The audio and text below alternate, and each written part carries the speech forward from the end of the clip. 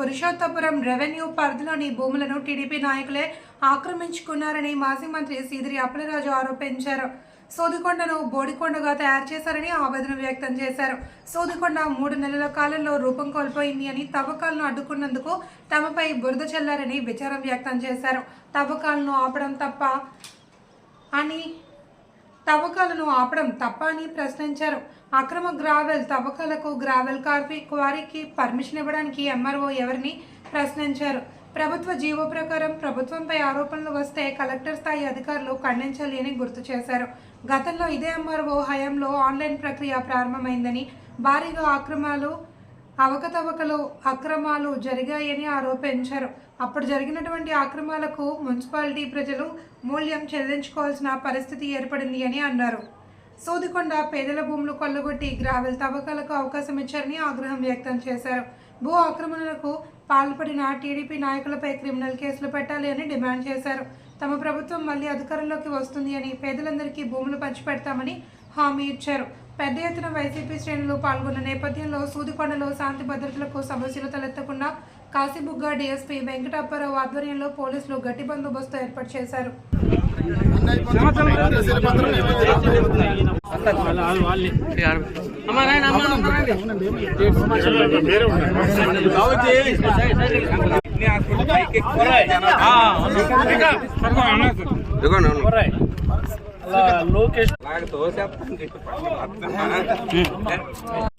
తెలుగు చదవలేవా నువ్వు? నువ్వు తెలుగు చదవగలవా? నువ్వు చదవలేవా? ఇళ్ల పట్టాల పంపిణీ ఇది ఎవరు చేస్తున్నారు? ఎవరు తెలుసు కదా? ఎవరు? ఏ ప్లేస్లో అయితే మేము ఉన్నాయో అందరికీ రాయించే బాధ్యత నాది. ఇంతకుముందు నేను ఎమ్మెల్యేగా ఉన్నప్పుడు, మంత్రిగా ఉన్నప్పుడు బాబు పలానా. ఈరోజు గత 5 ఏళ్ల కాలంగా పలాస నియోజకవర్గంలో వివాదాలకు కేరాఫ్ అయినటువంటి, ఆరోపణలకు కేరాఫ్ అయినటువంటి అనేకమైనటువంటి పరిణామాలకి కారణమైనటువంటి సూదికొండ దగ్గర ఉన్నామండి. పలాస కాశీబుగ్గ మున్సిపాలిటీ అంటే సూదికొండ, నెమలికొండ 2 కొండల నడుమ విస్తరించినటువంటి పలాస కాశీబుగ్గ గతంలో గ్రామాలు, ఇప్పుడు పట్టణాలైనాయి. మరి అలాంటి ప్రాధాన్యత కలిగినటువంటి సూదికొండ చూస్తూ ఉన్నాం. It's no more Sudikonda, it is no more Sudikonda, it is Bodikonda from now onwards. దీన్ని బోడికొండగా మనం మాట్లాడుకోవాల్సినటువంటి పరిస్థితి. గతంలో ఇదే సూదికొండ కేవలం 3 నెలల కాలంలో ఈ మాదిరి రూపం కోల్పోయినట్టు చేసేస్తే మేము దాన్ని ఆపాం. మేము ఆపినందుకు తిరిగి మా మీదే బురద చల్లారు. సూదికొండ తవ్వేశారని. ఆ తవ్వినటువంటి వ్యక్తి ఏ పార్టీలో ఉన్నాడో కూడా మీకు అందరికీ తెలుసు. గతంలో మా పార్టీలో ఉండే వ్యక్తి తవ్వకాలను ఆపామని, ఊరికి మంచి చేద్దామని అనుకుంటే మమ్మల్ని వ్యతిరేకించి వేరే పార్టీలోకి వెళ్ళడమే కాకుండా మా మీద బురద చల్లారు. మా ఆర్థిక మూలాలను దెబ్బ కొట్టేశారు అనుకుని చెప్పి. అంటే ఇప్పటికీ అదే మాట అంటా ఉన్నారు. ఎంత అన్యాయం! అంటే దీన్ని తవ్వకాలను ఆపడం తప్ప, అధికారంలో ఉన్నప్పుడు ఆపడం తప్ప. ఆ రోజు తవ్వేస్తున్నారు, బోడిగుండు కొట్టేస్తున్నారు. నాకేమో ఆవిడ అంది కొండల రాజు అని చెప్పి అన్నది. నాకు దీన్ని చూసి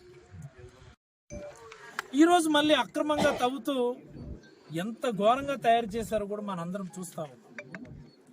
ఏమనంటే కంకర తవ్వడానికి అనుమతులు ఇచ్చాము అంటాడు ఎంఆర్ఓ, కలెక్టర్. నాకు అర్థం కాని విషయం, కలెక్టర్కు ఉన్న అధికారం ఏంటి? ఎంఆర్ఓకు ఉన్న అధికారం ఏంటి? నేను నిజమే మాట్లాడుతున్నాను. నేను కంకర్ పర్మిషన్ ఇవ్వడానికి, గ్రావెల్ క్వారీయింగ్ అనుమతి ఇవ్వడానికి కలెక్టర్కు ఉన్న అధికారం ఏంటి? What is the power he was conferred? MRO ఆవిడ కమిట్ అవ్వడానికి నాకు అర్థం కాదు. మేమే పర్మిషన్లు ఇచ్చున్నాము అని చెప్పేసి. స్థానిక ప్రజల అభీష్టం అక్కర్లేదా?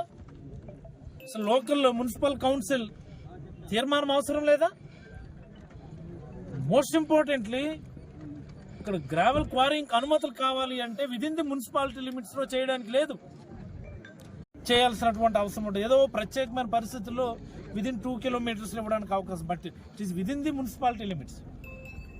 ఎవరిచ్చారు మీకు ఈ అధికారం? మనం ఏదైనా ఒక అంశాన్ని మనం ప్రశ్నించామనుకోండి, పుసుక్కుమనుకొని ఎంఆర్ఓ వస్తాడు. అసలు ఎంఆర్ఓ స్టేట్మెంట్ ఇవ్వడానికి ఎంఆర్ఓకు ఉన్న అధికారం ఏంటి? గతంలో ప్రభుత్వం ఒక జీవో ఇచ్చింది.